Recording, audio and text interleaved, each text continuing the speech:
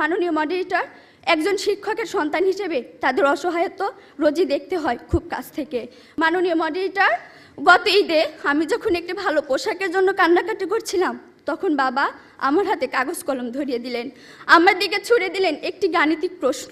একজন দিনমজুরের দৈনিক আয় 300 টাকা হলে মাসে তিনি কত টাকা আয় করেন?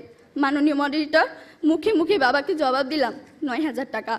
বাবা আমার কাঁধে হাত রাখলেন, চুলের মাঝে হালতো বিলি কেটে বললেন, মা রে, তোর এই বাবা হাই স্কুলের শিক্ষক হিসেবে মাসে 8000 টাকা বেতন পায়।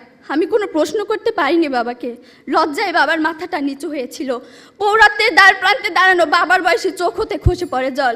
জানি না মাননীয় মডারেটর, আমার বাবার বয়সী চোখ থেকে খসে পড়া জল শিক্ষার মানকে কতটা টেনে তোলার যোগ্যতা রাখে।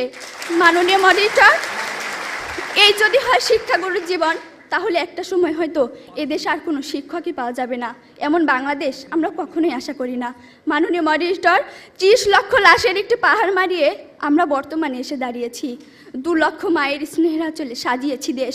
প্রতিপক্ষ বঙ্গবন্ধুর স্বপ্ন, লাখো শহীদের প্রত্যাশা আর বীর জননীর ত্যাগের প্রতিদান দেওয়ার এখনই সময়।